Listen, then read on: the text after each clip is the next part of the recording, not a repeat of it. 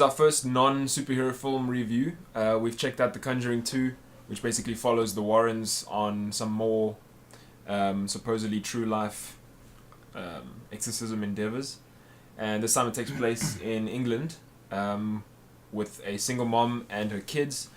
And one of the daughters are experiencing an evil paranormal entity. And basically, as expected, the Warrens are called in to help with their expertise in this matter. James Wan is back behind the camera for this film. As many people have said, I do think and agree that he is probably one of the best horror directors on the scene at the moment. He just knows how to build tension in the best way without leading to a false jump scare. He does that in a perfect way. I felt it was better than the first film. I felt a lot more scared than I did in the first one. The first one had so much hype around it. It did, yeah. Kind of overhyped it in some ways. And then this one still, I don't know, it's a bit contentious between the two of us. He loved it. I was a bit let down by this film, but it was definitely better. Can't please this guy.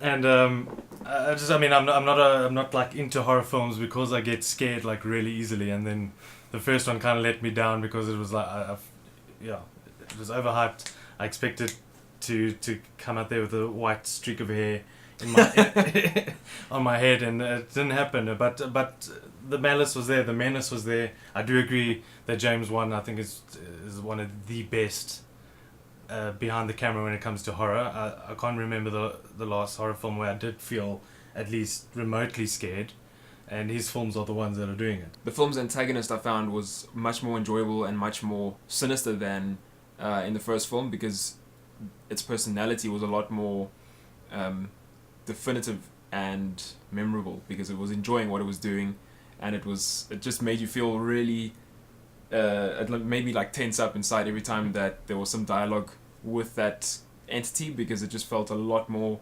impactful than in the first film.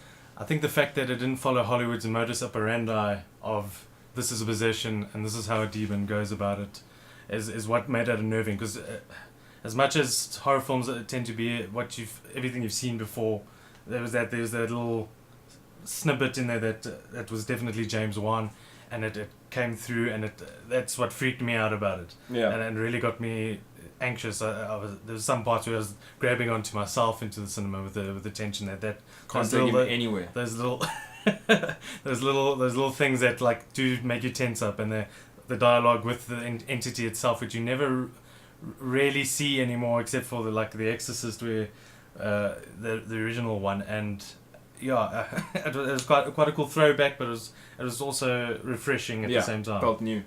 All of the cast performed really well. I wouldn't say that there's any characters who didn't feel convincing, aside maybe from the little kid's stutter. That felt quite forced, yeah. And also the use of jump scares were modest and very hard hitting, because none of them were false and none of them were overly predictable. Like, some of them did come out of a place where you didn't expect the jump scare to go in that field, where you'd expect it to be this brief jump, and as opposed to that, something like sustained and kind of violent comes in. I think like by far the scariest part of the movie for me was the actual soundtrack. The music used in the specific scenes, especially with the one entailing the demon itself. This is like wailing would like come out of nowhere, and every time that character appears on screen, there's that specific soundtrack that plays, and it's quite unnerving. And for a film that's based in the supernatural, it was surprisingly grounded. There's it's normally a nitpick I have with a lot of films, is where they tend to focus on sort of like family values and finding someone that fits with you and you need to care and all that. In this film, the way it was handled was very sensitively, and it was actually they fleshed out the relationship in the characters, and that's what made it work. Yeah. And then I think that's what made this film, the disturbing parts, even more disturbing, is because you're putting yourself into like a vulnerable state of letting these characters in, and then shocking events happen again, and it's characters you actually care about for a change in horror film. They're not these cut and paste templates. It's not a hack and slash where the teenager jumps into the shower, she Yeah. gets her throat slit, but at least you got to see some titties, you know. So it's very refreshing in that sense. So yeah, that's what I enjoyed about this film. Just no titties, unfortunately. It's kids, goddammit. So there were some predictable parts of the film, obviously being within this genre, but I had an incredibly good time while watching this film, more so than this guy did, because he likes to moan. Some of your gripes are, I can understand them, but I enjoyed more of the film as a whole than you did. And you are entitled to that. It's by all means. I'll buy you a teddy bear after the review. Thank you. No, but seriously, I think it was just a case of like, the first one was overhyped for me. I went and watched it, and I was let down.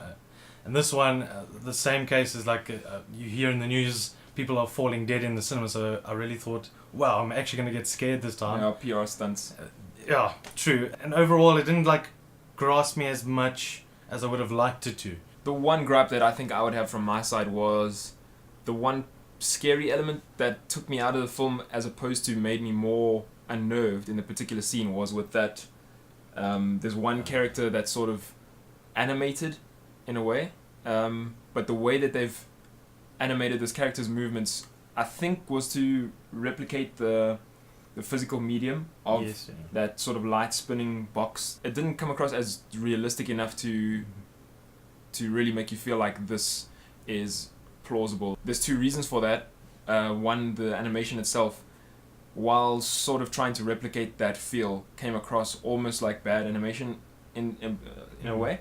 And then also, having said that this is a more grounded film than the previous one, this was slightly pushing that boundary of like believability, where it takes you out of the moment a little bit more than scares you further. Which overall, I had a really good time watching this. It was a great horror. It gave me everything that I wanted to get from this film going into it, and for me, I would give it an 8 out of 10. We're not agreeing on the final verdict, but I had a bit less of a good time. I think it was because I was spoiled by the media and all that. So I gave it about a 6, about a 7 then. Meet halfway. we'll go 7 out of 10. 7 out of 10. Good one, James! Basically, it picks up from the first film where we're furrowing. Furrowing. Okay. Thank you. Furrow me. I know it's an Asian director, but you can relax. God damn it. Racist son of a bitch. The Conjuring 2 follows the what's their names? The Warrens. The Warren. I think the fact they didn't follow the Hollywood modus.